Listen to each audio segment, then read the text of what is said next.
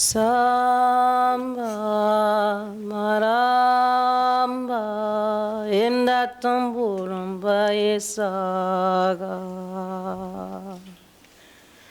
Sorim na bombonde, nye sorim na basaga. Sorim na bombonde, nye sorim na basaga.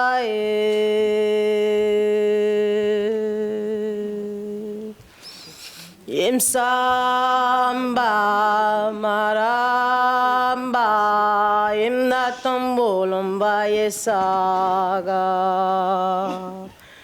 Sorimna bombonde, nye sorimna basaga. Yesamba, amaramba, imna tambolomba yesaga.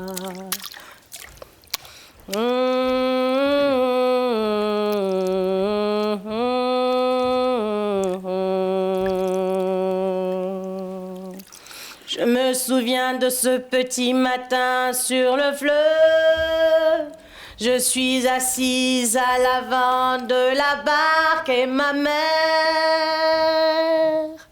rame doucement.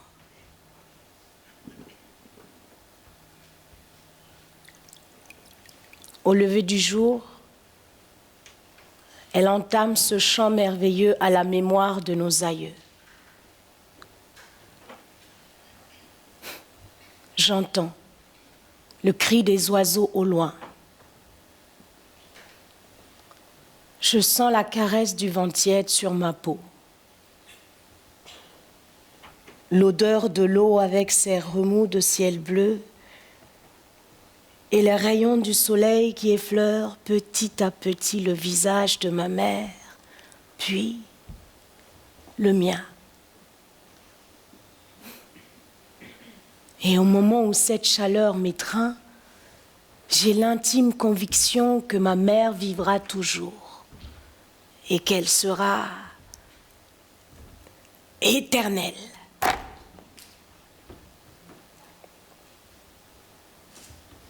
À présent, le fleuve a perdu de sa clarté et de sa force.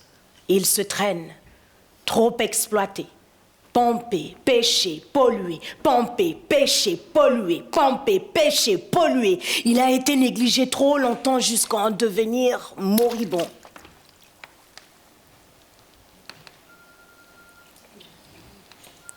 Ma mère me disait toujours, Aïwa, commence d'abord par sauver une seule personne avant de vouloir sauver toute l'humanité.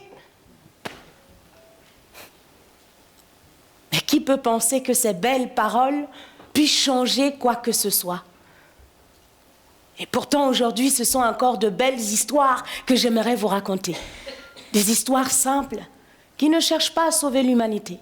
Simplement des témoignages qui voyagent en silence, transportés par des êtres invisibles suivant un parcours invisible.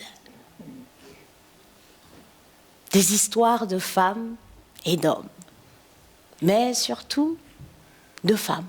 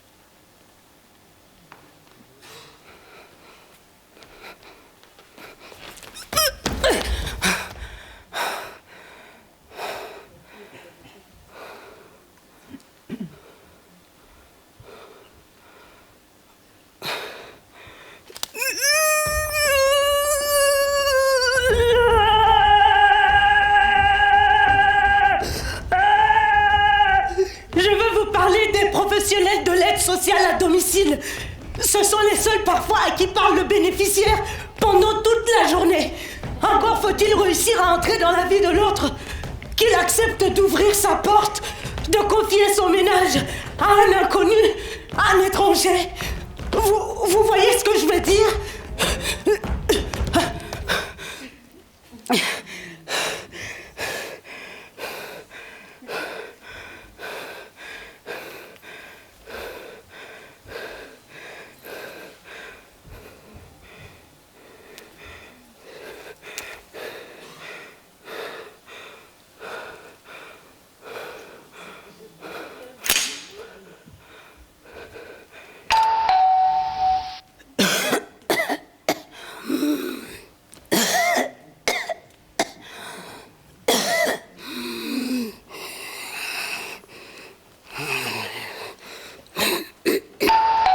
Ça va. Oh là là là là.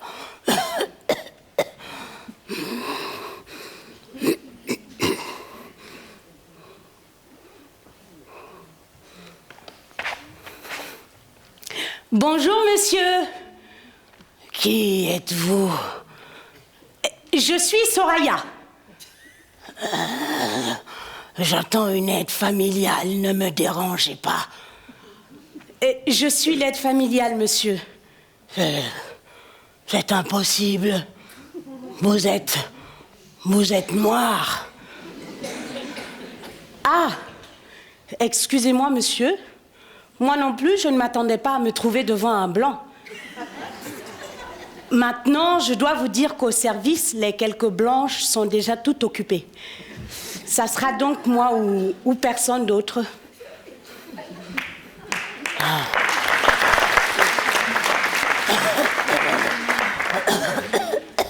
Ah ça, je ne veux pas, hein. Vous voulez ma mort ou quoi? Allez, monsieur. Pour vous, moi je veux bien mettre sur mon visage un peu de poudre blanche. Je ne veux pas quelqu'un comme vous chez moi. Je suis malade. Et je préfère quelqu'un d'autre. Ne vous en faites pas. De toute façon, je suis quelqu'un d'autre. Bon, je vous préviens, hein. J'ai besoin d'une personne propre, bien élevée, qui sait nettoyer et faire le ménage. Une personne convenable. Rassurez-vous, monsieur, nous avons suivi une formation pour ça. Une formation. Comme s'il fallait une formation pour faire le ménage. Encore une nouveauté sans doute. En tout cas, c'est pas comme ça que je vais retrouver la santé, moi, hein.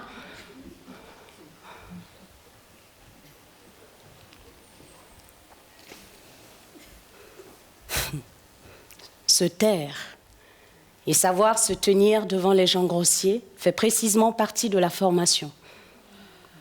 Heureusement, la plupart du temps, cela se passe autrement avec les dames.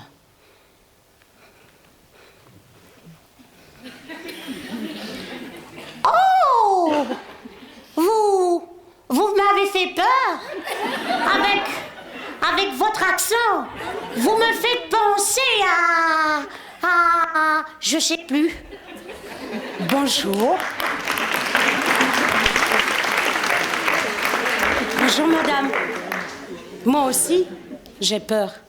La première fois surtout, quand je me présente à la porte. Mais peut-être que nous allons mieux nous comprendre si nous avons peur toutes les deux.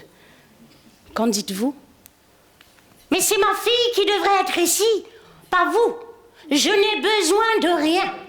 Tout est en ordre. Merci. Je suis donc venue pour rien?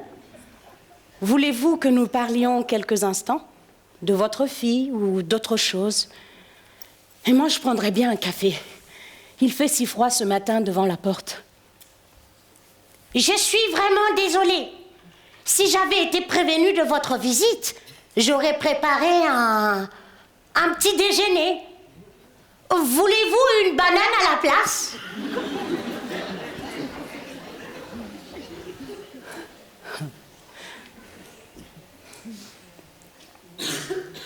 Moi, j'aime aider les gens. Et puis, un jour, ça m'est tombé dessus. Et parfois même, j'en rêve la nuit.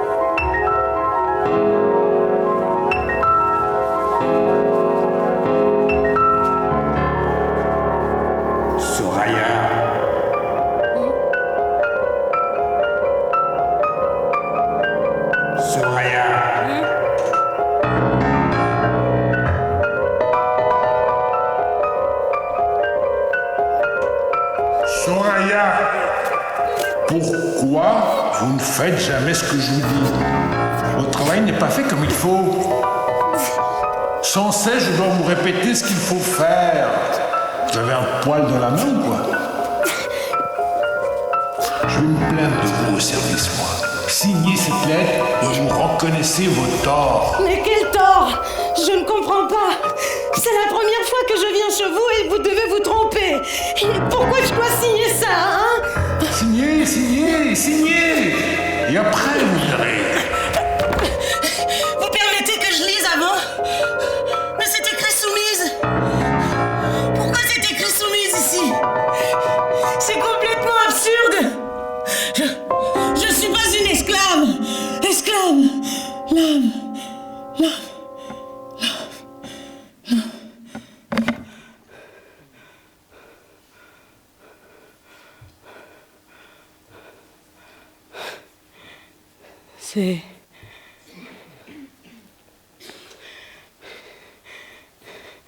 C'est vraiment un beau métier.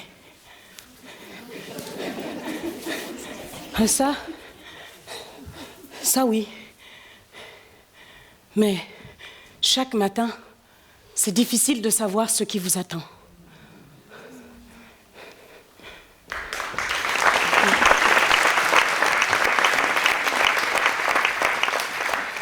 Par exemple, la semaine dernière, j'ai passé un après-midi, mais vraiment la misère, avec un monsieur. Dès que j'ai sonné à la porte, C'est un inconnu qui m'a ouvert. On s'est regardé bizarrement. Je suis entrée et j'ai senti tout de suite la fumée. Le monsieur, lui, était en train de chipoter. Je ne sais pas ce qu'il trafiquait dans son coin.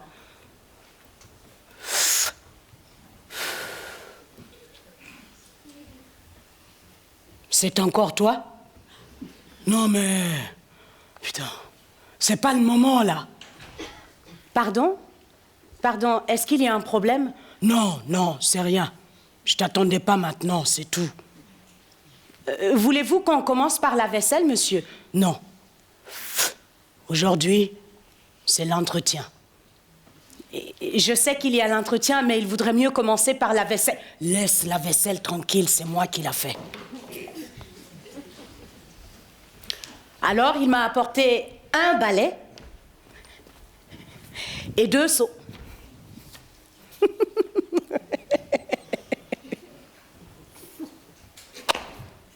Et j'ai cru qu'il allait m'aider. Va dehors d'abord et commence par le trottoir.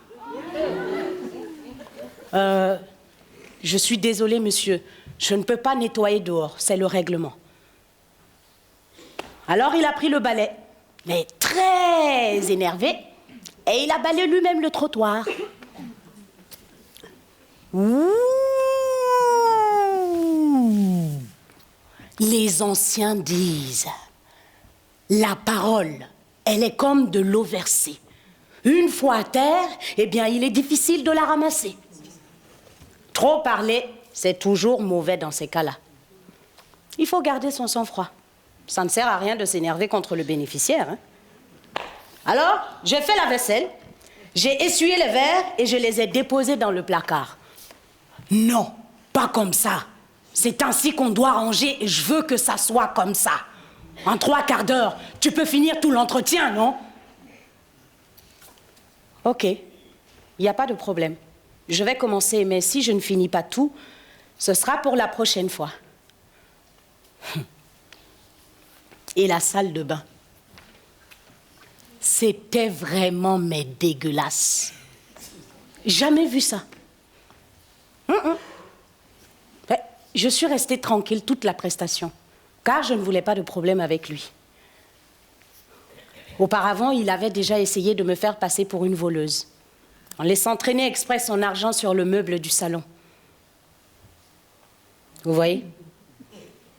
Une autre fois, quand je suis venue travailler chez lui, avec ma tendinite à l'épaule, j'étais sous anti-inflammatoire. Il a voulu me faire passer pour une feignante, en cachant exprès des crasses en dessous du meuble pour voir si j'allais faire la poussière jusque là. Malgré ma tendinite. Mais moi, je ne suis pas tombée dans le piège. Pour qui il me prend? Donc, quand je finis la salle de bain, je rince bien le seau, puis je le remplis au robinet de la cuisine. Non, mais enfin, il ne faut pas le remplir là. Qu'est-ce que tu fais? Ça se fait pas de mettre un seau sale dans l'évier. Tu ne sais pas ce que c'est que l'hygiène?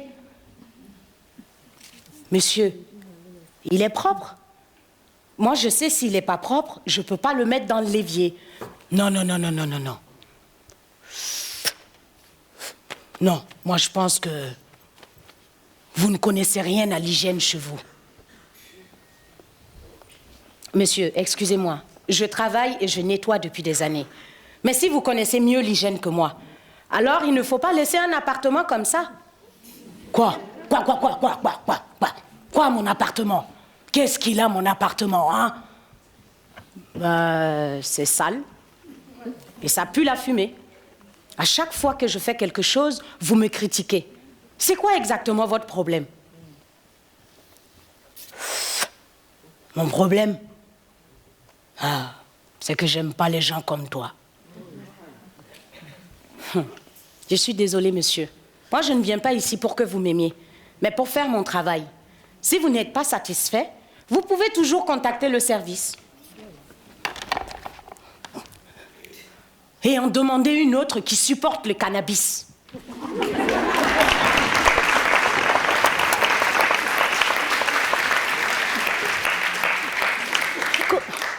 Qu'aurais-je pu faire? Hein? Garder mon sang-froid? Mais le monsieur, il me cherche. Aider ceux qui n'en ont pas vraiment besoin ou qui veulent profiter du système, non. Ça, c'est pas mon genre. Ah, évidemment, quand il y a des gens qui ont des misères, même s'ils ne sont pas polis, je m'adapte. J'essaye de comprendre. J'écoute. Évidemment, il y a des collègues qui me disent que je juge trop vite, qu'il faut mettre de la distance professionnelle avec certains. Mais moi, je suis juste d'un tempérament bouillonnant. Hein? Vous voyez? Avec des anti-inflammatoires tous les jours. C'est ça mon problème. Et si je ne sais rien du bénéficiaire, de sa vie, de ses besoins, alors, comment faire?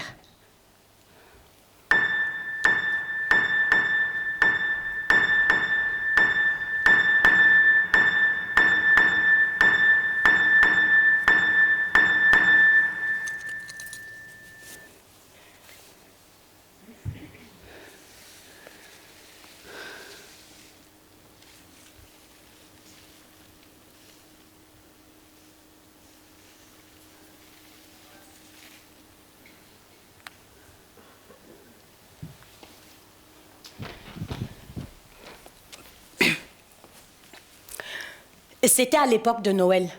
Je travaillais chez un jeune veuf d'une quarantaine d'années avec 2 gamines de 3 et 5 ans, je pense, à peu près, toutes mignonnes.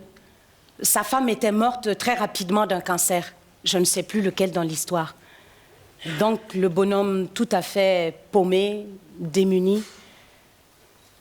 T'es en couple, t'as des projets d'avenir, et tu te retrouves, boum, tout seul, avec 2 enfants. Voilà quoi. Il a eu beaucoup de mal à l'accepter.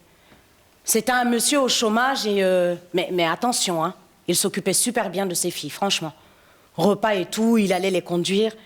Les petites n'allaient pas à l'école à côté, donc de chez lui, il avait quand même un bon trajet à faire. Il était entouré par sa communauté. Il n'était pas protestant, mais enfin un truc avec Jésus, je ne sais plus lequel dans l'histoire. Je me souviens de la gamine de 3 ans. C'était du genre à Jésus m'aime, Jésus m'aime, Jésus m'aime, Jésus m'aime, Jésus m'aime. Tout ce que moi j'adore, quoi. Et donc, il s'occupait super bien de ses filles, mais à côté de ça, j'ai dû trier la garde-robe de ces gamines parce qu'ils ne savaient pas quels vêtements leur allaient encore. Et donc, les filles et moi, on a fait un après-midi défilé de mode.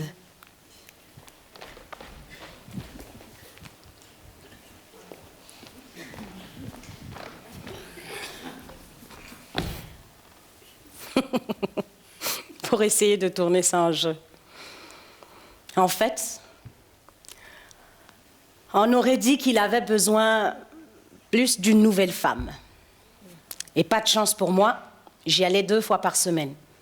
Le mercredi après-midi quand les filles étaient là et le jeudi matin.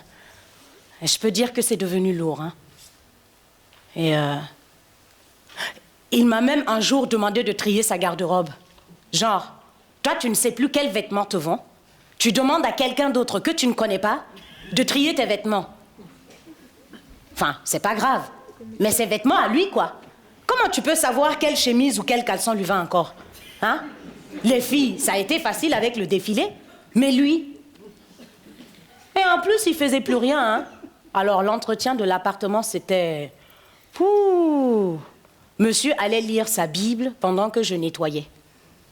C'était pas des témoins de Jéhovah. Enfin, je sais plus. Les gamines étaient dans une école évangélique très... Un jour, il m'a fait tout un scandale parce que je n'avais pas été chez lui le mercredi après-midi.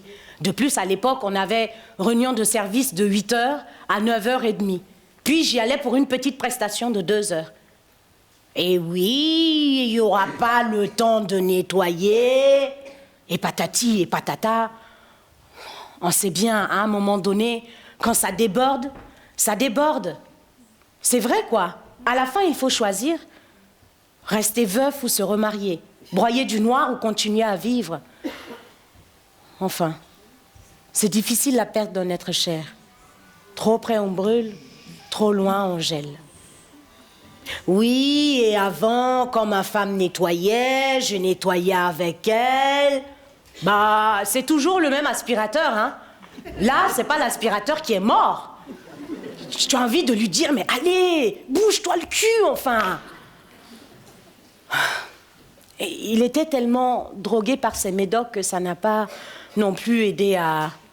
En fait, il était sous anxio, des trucs comme ça. C'était pas un costaud, quoi. Mais à côté de ça, il aurait fallu que tout lui tombe chaud dans la bouche. Donc, il devait choisir. Et si je me remarie, j'aurai toujours droit à ma pension de veuf? Non, vous serez plus veuf, vous serez marié, monsieur.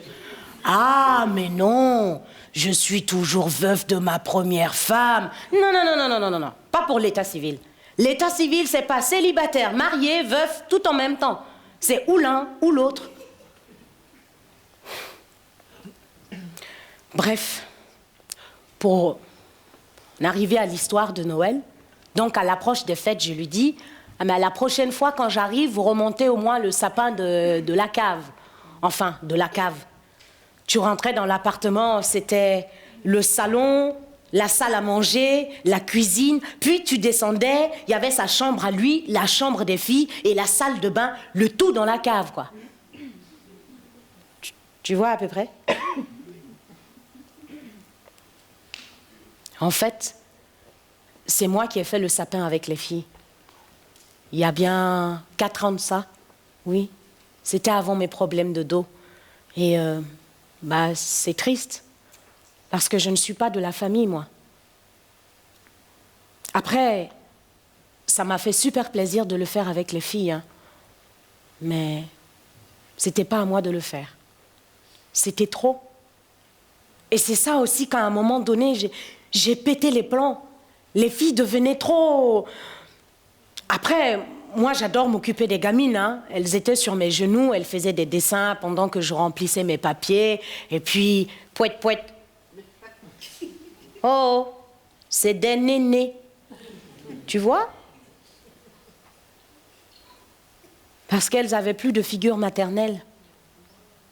Donc, c'était mignon, quoi. Mais enfin, c'était pas mon rôle non plus. Ça n'allait pas. C'était trop intime. Et on ne sait pas repousser un enfant qui vient vous faire un câlin. C'est pas humain, quoi, je veux dire. Parce qu'elles en avaient besoin aussi d'une présence féminine. Et il ne faut pas non plus que cela devienne trop envahissant, que les gamines commencent à nous appeler maman à chaque fois qu'on y va. Prendre du temps avec elles, c'était important. Voilà. C'est vrai que pour cette histoire de sapin de Noël, les filles, ça leur a fait super plaisir de décorer le sapin. C'était magique.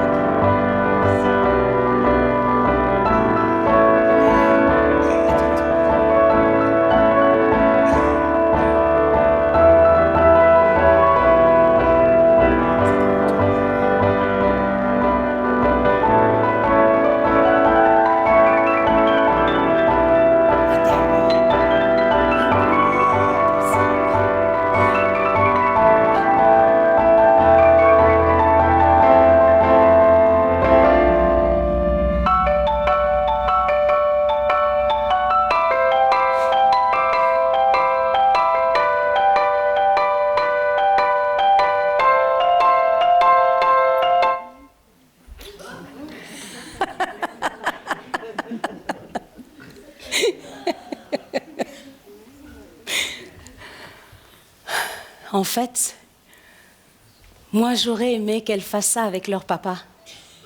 Pas avec moi. C'est difficile quand on ferme la porte de laisser tout ça derrière soi. Vous ne trouvez pas ?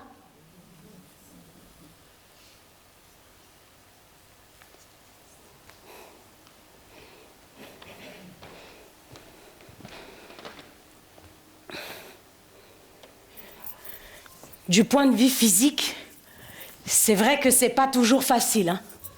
C'est pas le genre de métier que tu fais, de boulot que tu fais peinard jusqu'à l'âge de la pension. Il y a tout le corps qui trinque, surtout lorsqu'il faut faire la toilette. Seul, on galère parfois. Une toilette, c'est 15 minutes, pas plus.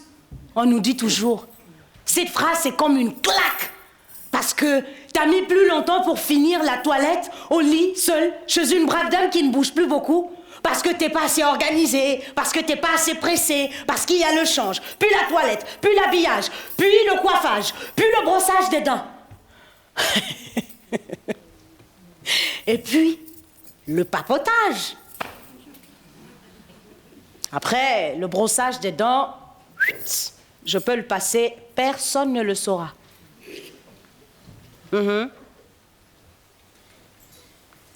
Tiens, c'est comme cette collègue-là.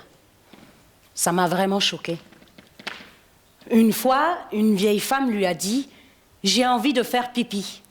Et elle lui a répondu « Je suis occupée, vous ne voyez pas?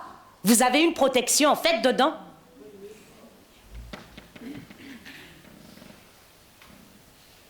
Oh, haïwa.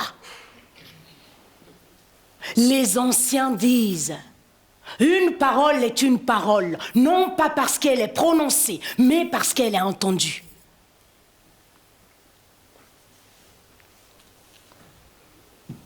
Bref, pour revenir à cette brave dame chez qui je vais, il y a la souffrance chez elle. Elle n'a plus envie de rien, ni d'appeler ses enfants, ni même de parler parfois. J'ai beau l'encourager en lui disant « Allez, madame, quand ça ira mieux et que vous aurez envie de faire une chose agréable, laquelle ferez-vous en premier ?» Elle me sourit alors gentiment et reste songeuse.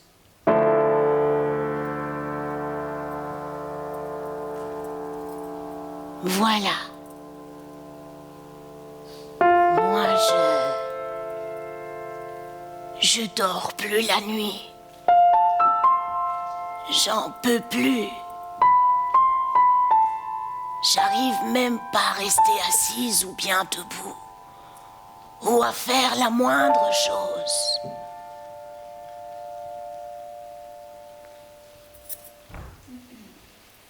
Avec le problème d'ascenseur en panne qu'ils ont, c'est vraiment pas adéquat par rapport à certaines situations. Ces derniers temps, elle va pas bien.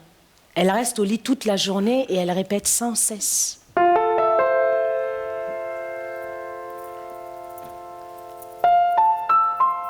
quoi ça sert de vivre comme ça? Tout mon corps me fait mal. C'est plus supportable.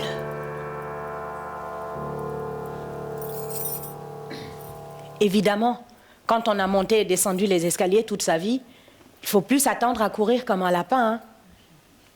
C'est pas tout de prendre soin de son corps. Encore, faut-il être à son écoute et lui parler comme à une vraie personne et lui demander « De quoi as-tu besoin maintenant pour te sentir mieux ?» Et d'une petite voix comme ça, votre corps répond doucement « J'aimerais me sentir touchée, caressée, massée, réchauffée. »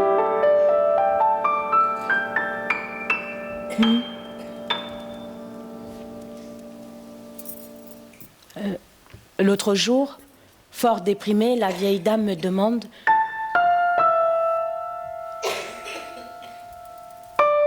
Soraya, est-ce que vous voulez être ma fille? Un instant. Ma petite Claire. Ma Clairette, il faut simplement me parler comme à votre mère, de tout et de rien, s'il vous plaît. Elle prend alors ma main, ferme les yeux et murmure. Ma petite Claire, ma chérie. Alors je lui ai raconté mon week-end, mon bébé, mon mari et tout. Elle n'a pas réouvert les yeux et a répété sans cesse. Ma petite Claire, ma chérie. Moi, j'aurais bien voulu voir à quoi ressemblait sa petite Claire, partie à l'autre bout de la terre. La dame m'a offert un portrait d'elle, en disant que je lui ressemblais. J'ai pas très bien compris s'il s'agissait de la mère ou de la fille. La photo datait un peu. Il n'y a pas vraiment d'air de famille, hein. Vous ne trouvez pas ?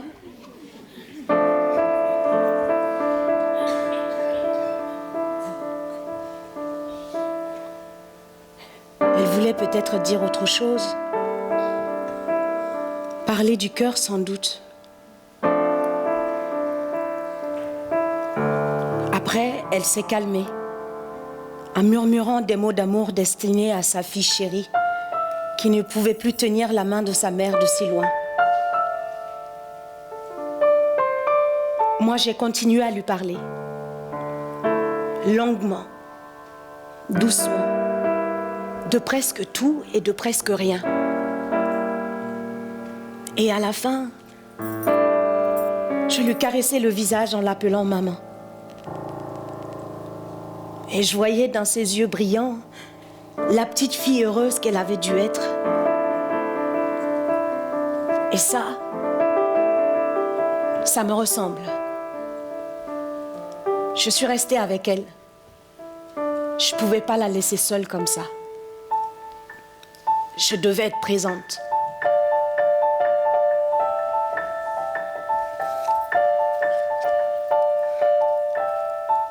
C'est peut-être ça l'amour. Mais c'est quoi l'amour exactement ?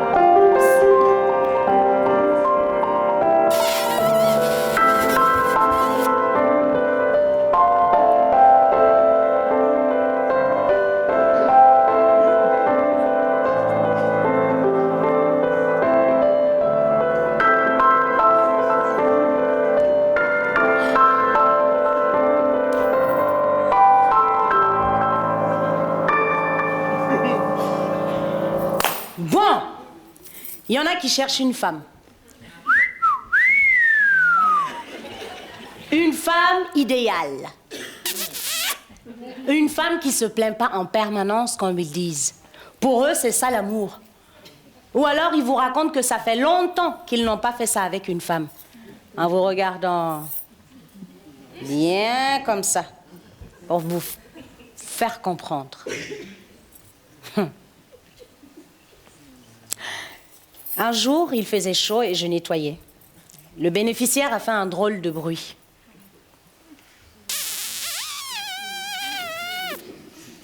Pour me faire comprendre qu'il avait envie de... Moi, je lui ai dit que j'étais déjà mariée. Lui, il dit qu'il aime les femmes, mais il a vraiment une drôle d'image d'elle. Hein. Moi, je suis mariée, normal et tout. Il n'y a pas de problème. Mais il faut savoir que dans mon boulot, c'est pas toujours normal, hein. Je me suis déjà retrouvée plusieurs fois comme ça devant différents bénéficiaires. Quand je sonnais chez eux, ils venaient m'ouvrir. Et quand la porte s'ouvrait, ils étaient tout nus devant moi. Enfin, vous voyez, moi je suis mariée, alors les hommes je connais, je sais comment c'est fait. Il n'y a pas de problème. Mais quand même, Une fois, je me souviens, il y en a un qui est venu m'ouvrir un boxeur. Enfin, je veux dire qu'il avait juste un boxeur sur lui. Il a eu un geste pour me dire de faire comme d'habitude, puis il est retourné au salon sans rien dire. C'est celui-là qui m'a dit un jour de nettoyer quand il faisait chaud, de nettoyer chez lui en maillot de bain. Vous voyez le genre de remarque?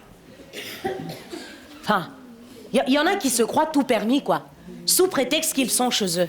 Moi, je suis là pour aider, pas pour autre chose. Il y a des limites tout de même.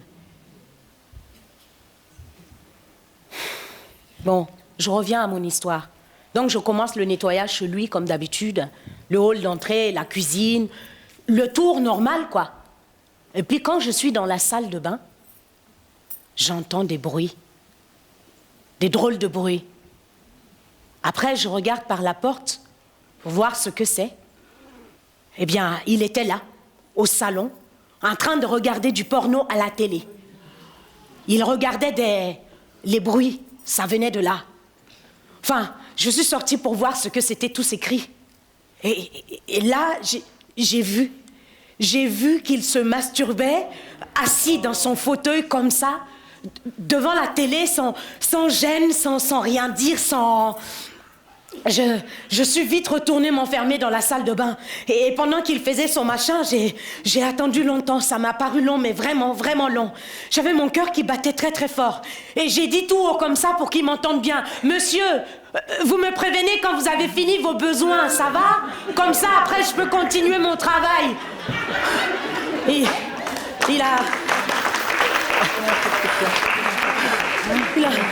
Il a vite fait. Ça n'a pas duré longtemps, il n'a rien dit. Et quand je suis arrivée chez moi, je n'ai rien osé dire à mon mari. J'avais peur d'une dispute entre nous, ou qu'il aille s'énerver sur ce sale type. Avec les collègues, c'est pareil, je ne parle pas de ça avec elle. C'est délicat. Et il faut rester... Il y a le secret professionnel aussi. Ne pas dévoiler la vie privée des gens. Mais là, franchement, c'est pas possible. Le service a été prévenu et je n'y retournerai plus. Et aucune remplaçante ne sera mise à ma place. Eh bien, pour faire comprendre à ce client-là que ce n'est pas une situation normale.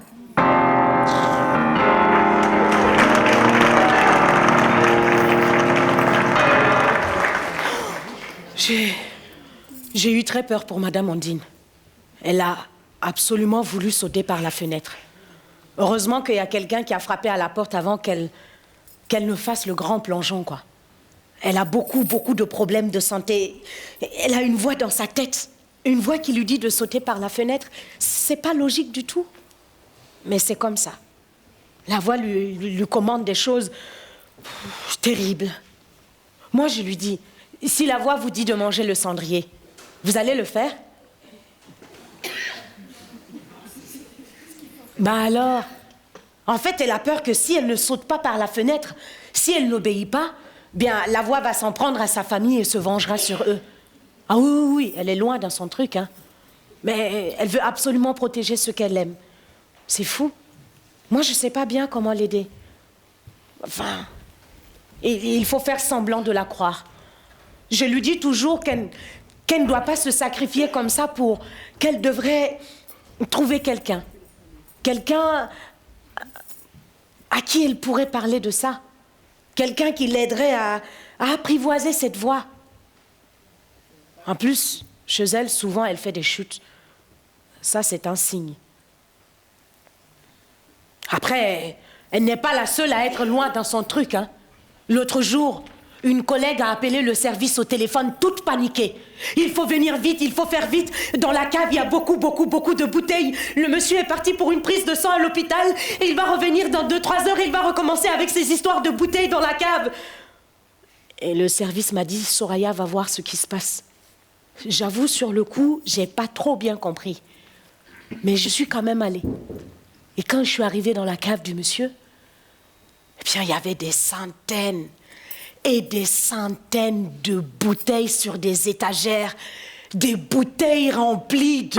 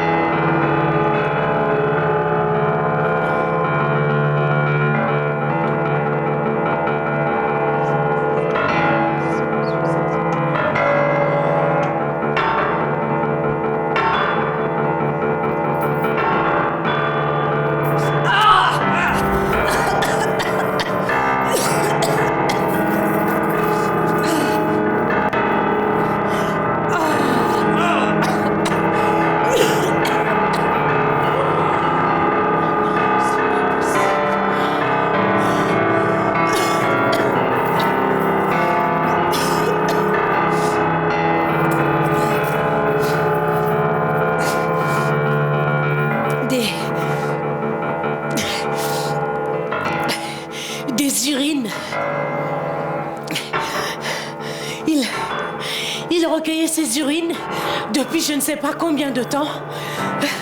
C'était dingue. Avec ses jets de folie, il les mettait en bouteille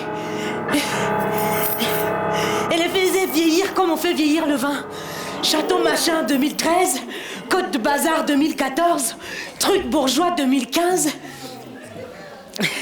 Lui, le monsieur, respectable, poli comme il faut, apprécié de tous, recueillait son pipi tous les jours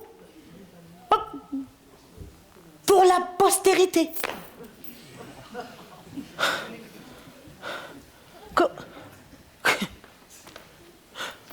Comme quoi, dans l'intimité de chacun, une étincelle de folie peut mener loin.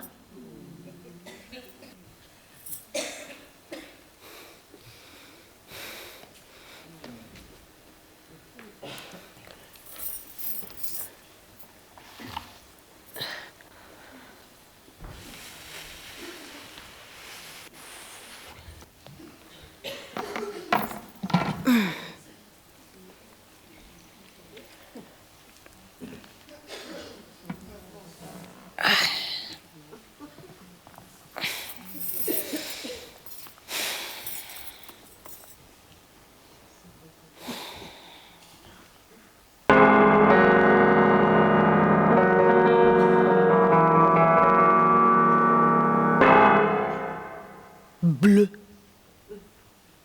Je n'avais jamais vu un bleu comme ça. Cela m'est arrivé 2 fois en 19 ans. J'allais 2 fois par semaine chez une dame. La dernière fois, à la fin, je lui dis « Allez, madame, à mardi, hein ?» Le mardi, je sonne, elle ne répond pas.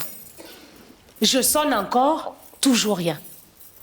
Après, il y a quelqu'un de l'immeuble qui est descendu et qui a ouvert. Alors, je suis montée. Parce que l'appartement, elle ne ferme jamais l'appartement à clé au-dessus. Et je rentre donc et j'appelle. « Madame ! Madame ?» Elle ne répond pas. Puis je rentre dans sa chambre et elle était là.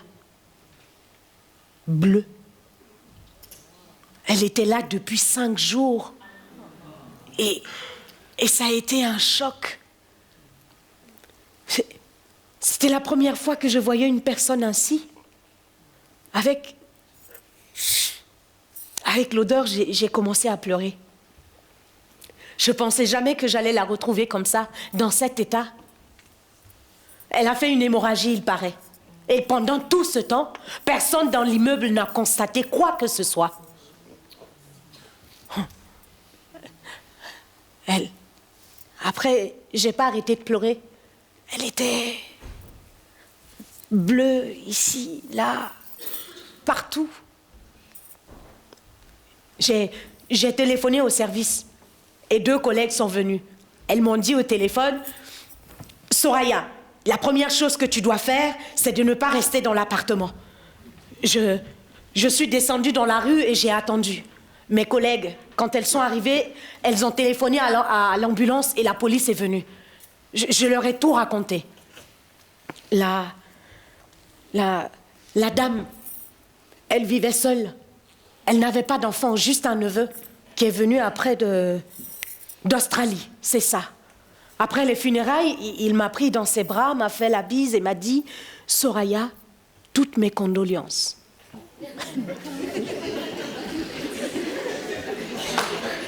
Comme si je suis de la famille, moi. Et pendant longtemps après, j'ai fait des cauchemars la nuit, j'y pensais, je dormais plus, je voyais sans cesse son visage bleu devant moi. Et pendant des mois et des mois, je me rappelle bien, j'étais enceinte de ma fille Rosine. C'est dur de vivre ça. Je veux dire, quand vous allez accoucher, j'ai beaucoup pleuré. Et à chaque fois que je voyais son visage devant moi, je mettais ma main sur mon ventre pour sentir la vie en moi. Et petit à petit, dans mes rêves, j'ai plus eu peur de la dame toute bleue.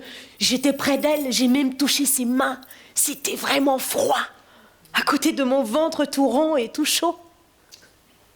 C'est la première fois que je voyais une morte comme ça. C'était vraiment étrange. Parce que le sang bleu et au même moment, la vie grandissait en moi. La vie de Rosine.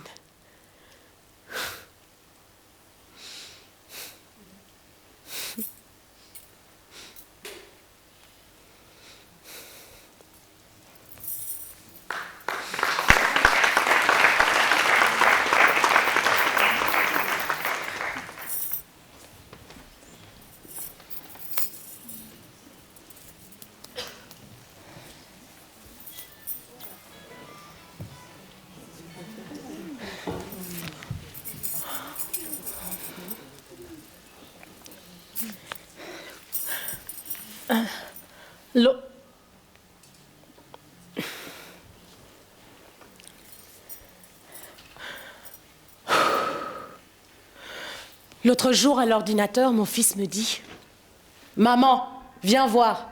C'est une image que je veux te montrer. Comment je me sens dans mon corps. » Eh bien, c'était un dingue. Il était comme ça. Il avait des barbelés tout autour de lui. Et il me dit « Voilà, c'est une douleur comme celle-là que je ressens. »